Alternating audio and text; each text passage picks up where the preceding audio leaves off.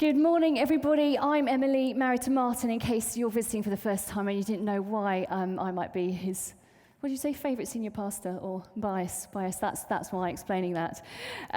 So Martin and I, some years ago, we went on a holiday to Zante, and this was before we had any of our 4 sons. We've got 4 children. And so we found ourselves actually at a point getting quite bored. And so one day we hired a car, like the cheapest car we could find. And we thought we'd go and see a bit more of this Greek island. So we hired this cheapest car, and we got into it. And it was, the gears were really dodgy, and the brakes were really dodgy. The whole body of the car sort of rattled and shaked around, and it was all clunky. There was no power. And I don't know if any of you have been to any of the Greek islands, but the roads around there, they're quite dusty, some of them quite rubbly. And so to be in this car, this vehicle that I'm driving, that I just thought, this has got no power, it's got no brakes, it's got no grip. It was quite a sort of scary thing to do. And the worst bit was when this local coach came round the mountain, one of the mountains that we were on, and it was quite a narrow road. And because it was a local coach, they know the roads, they come up really quite quickly, quite fast around the mountainside. And I was driving this car, and it was this close to doing a Thelma and Louise, kind of going straight off the edge. The whole thing was totally out of control. I mean, I'm convinced, even to this day, that there was an angel there just keeping the car on the road. I felt completely out of control, and we took the car straight back to the place where we'd hired it and got a full refund. And I went there and I just said, this is not safe. I know it was your cheapest car, but it's not safe. Felt completely out of control. We'd like our money back. Now, I wonder whether there's a situation that comes for you, to your mind, in life when you have felt out of control. Perhaps there's things that are going on around you at the moment when you feel like you're out of control. Demands at work. Maybe there's pressures of exams, complicated relationships. There are loads of external factors that make us feel like life can sometimes just be completely out of control. And there are also internal factors as well. I remember in January 2019, everything was fine at home, family's health was fine, we weren't having to move house, there weren't any major life changes going on at that point in time. And yet I started to feel less than fine. I was beginning to feel this sense of like inner worthlessness, of isolation, of being a bit detached. I don't know if you've ever felt like that. It was like the lights are on, but no one is at home. It's like my inner confidence completely hit rock bottom. And I began to totally dread to do things at work that ordinarily I wouldn't even give a second thought to. And I'd find myself in meetings having to muster up all my strength just not to burst into tears in front of everyone. I remember one day I was just dropping a meal off to somebody who just had a baby, and this wave of anxiety completely came over me. And I like to think of myself as quite an organised person, like I'm fairly organised. We've got 4 boys in 4 different educational establishments, sports fixtures, football teams going on, so life has to be quite sort of organised. And there's a lot to juggle. I've been involved in leadership of church for 25 years, all sort of things different happening and going on around. I'm quite used to a variety of demands. And historically, I've been a pretty, I would say, emotionally stable person. I'm just one of those people that just kind of glides. And so this feeling, this inner feeling of being emotionally out of control was really horrible. And I felt really unnerved and, I have to say, incredibly vulnerable in those days. And I found great comfort in the Message version of Matthew 5:3, where it says, you're blessed when you're at the end of your rope. With less of you, there's more of God and his rule. It might be that you've experienced something similar like that. Maybe there's a real history of you feeling like that. Or maybe like me, you're in an unusual phase when you're feeling just inside, out of control. Or there's circumstances currently that make you feel out of control. And I think in many ways, life has felt out of control for all of us these past 2 years. It's been more than just a rattling and a shaking of that car that we've hired. Our world has been through 2 years of extreme trauma, 2 years of extreme crisis.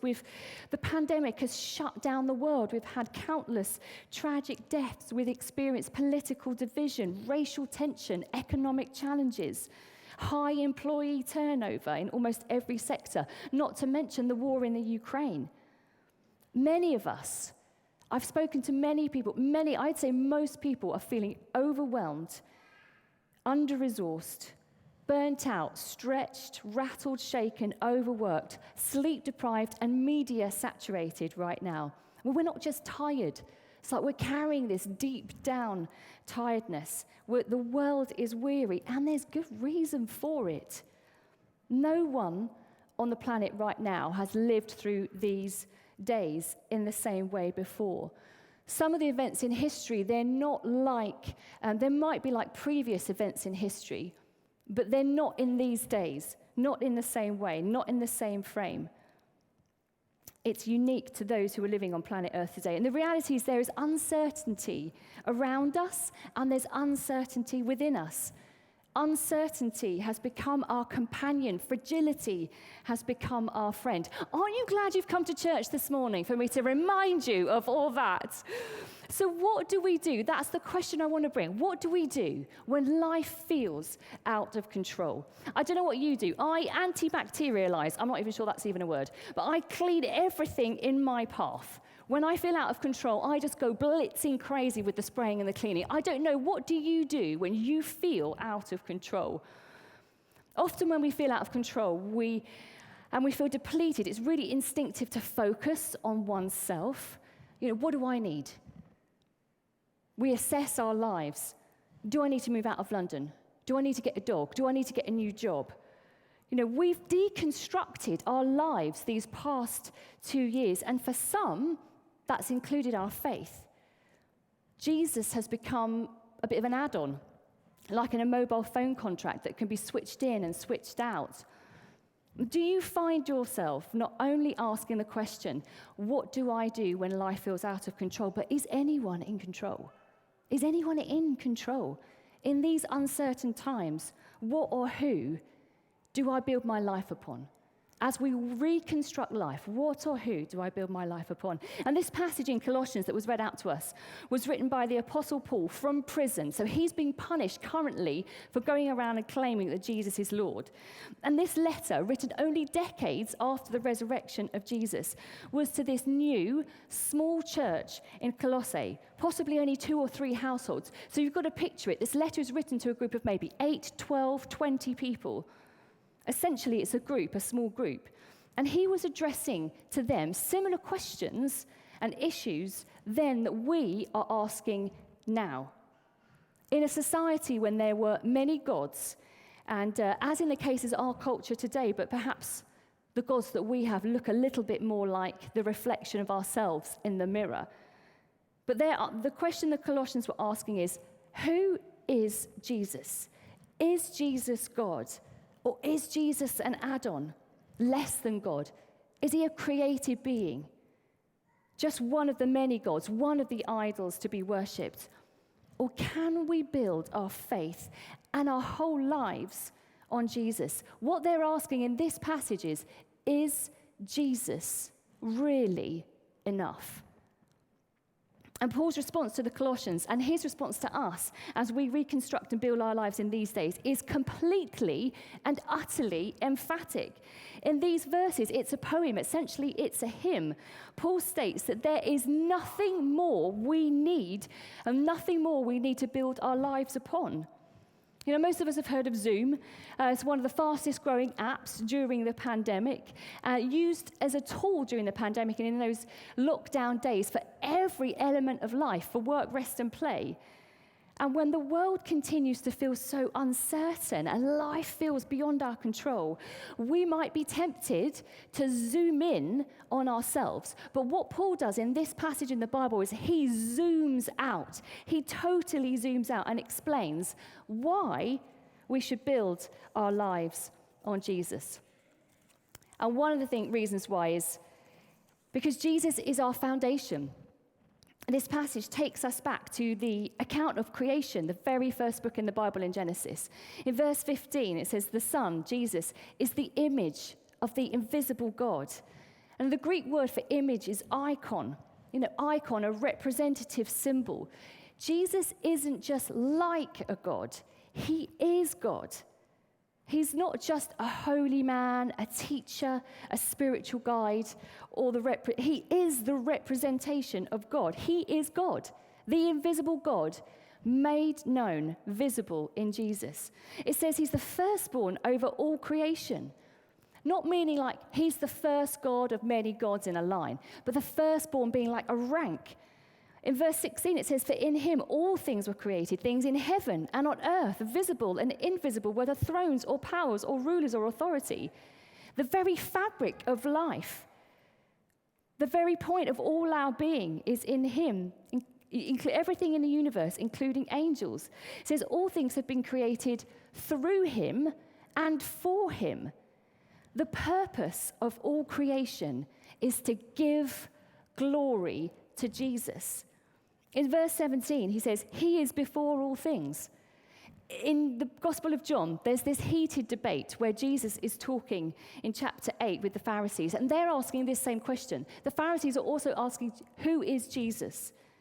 And the question and the conversation goes back and forth. And then in verse 58 of John chapter 8, Jesus says, before Abraham was, I am. Now, I am is the Hebrew name for God. Jesus revealed his identity as God.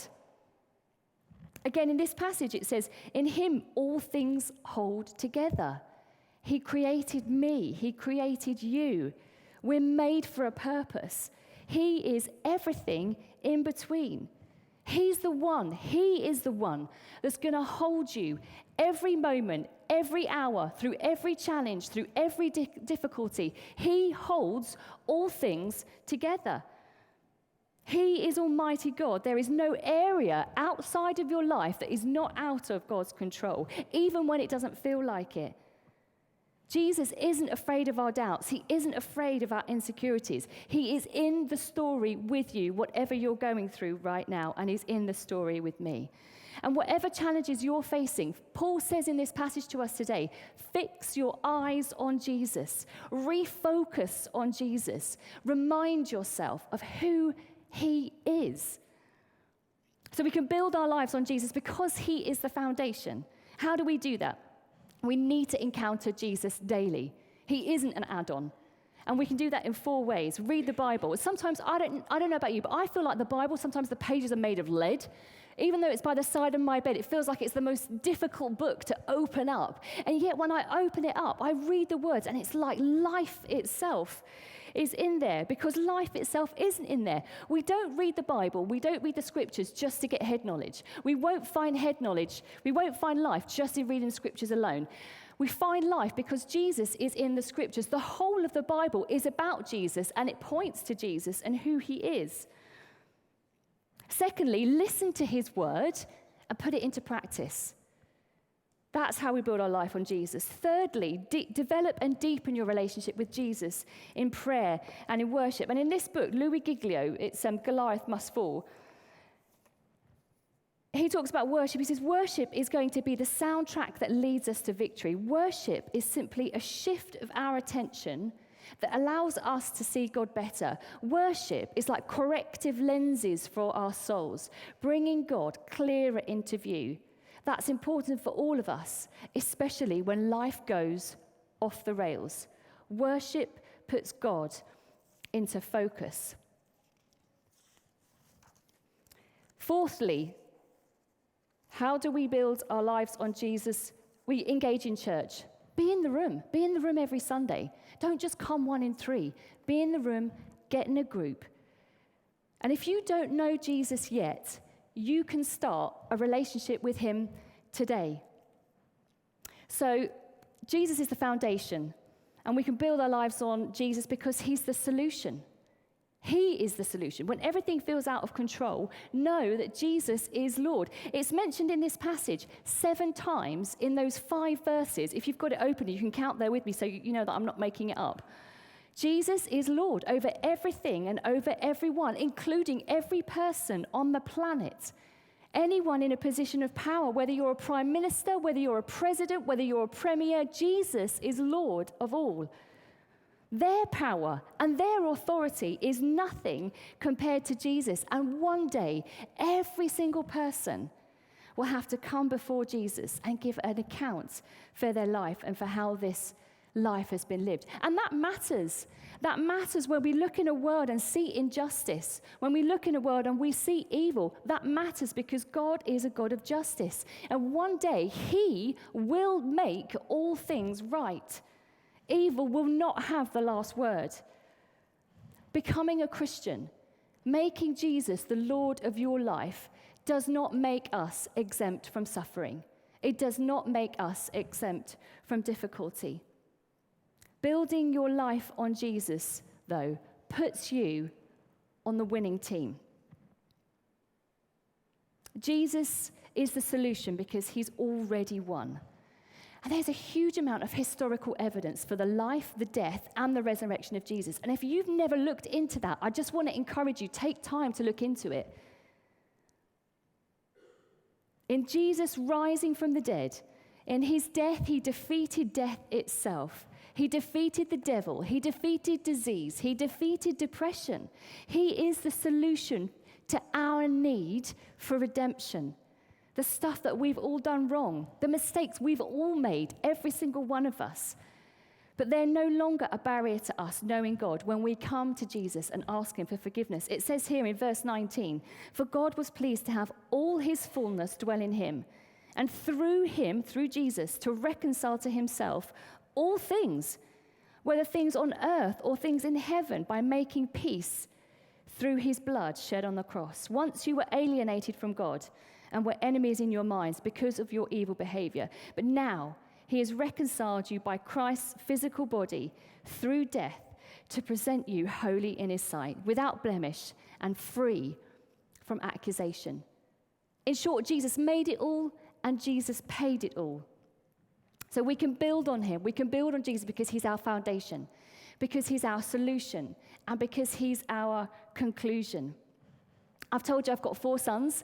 I've spent many, many hours watching football matches. To be honest, there's still lots of moments where I have no idea exactly what's going on. And often I'll stand at the start and I'll just say, "Go for it," because I'm not quite sure if I'm going to shout out the wrong instruction. And I'm not completely confident about the offside rule. There's a lot of things that I'm still not sure about. So Martin, tell me if I get any of the details wrong of this. But last Wednesday night, it was the Real Madrid, can't even say the team. Real Madrid were playing Manchester City, and I've lost my bit of paper, which has got me the info. Oh, no, here it is.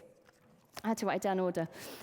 They were playing Manchester City. It was the second leg of the semi-finals for the Champions League. And we were at the 90th minute. I say we, the team, they were, I was like I was playing. I was on the pitch, 90th minute. I'm there in my shorts.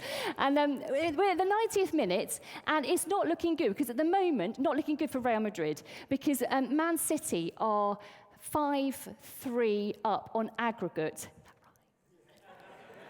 And so, at 90th minute, and actually in the stadium where the game was being played, the Real Madrid fans actually started to leave, because they got to a point where they just thought, "We are done. The game is over. We're dead. We're buried. We might as well not hang around. Let's go home and let's beat the traffic before everybody else leaves the stadium." People started to leave the stadium during the end of that game. Then it went into extra time. So then it went to injury time. And then, so they were playing another, 6 minutes? Was it 6 minutes? The 91st minute, Real Madrid scored. And then a minute later, they scored again, now bringing it level and level. Then we went into extra time, so 30 minutes. Rosie, where's Rosie?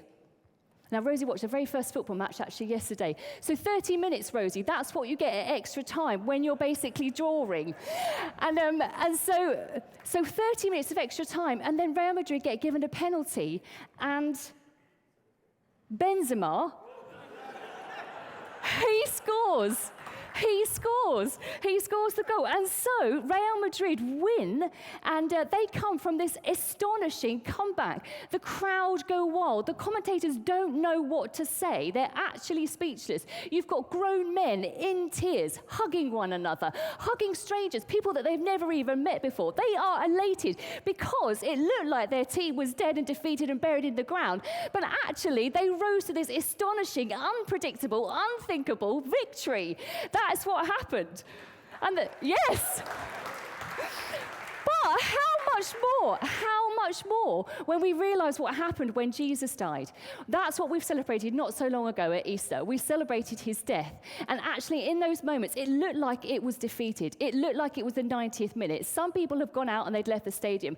I have to say, sometimes during the pandemic, I wonder whether there are Christians, people you know, who should be in this building today, but actually they're not here because they've gone out. They've been so disillusioned, so discouragement, so knocked off hope that actually they've not even turned up again. They've left the stadium. But as Christians, we know the end of the story. We know that Jesus rose again from the dead and that the victory is in his. We know the end of the story. We know how it finishes. We are on the winning team.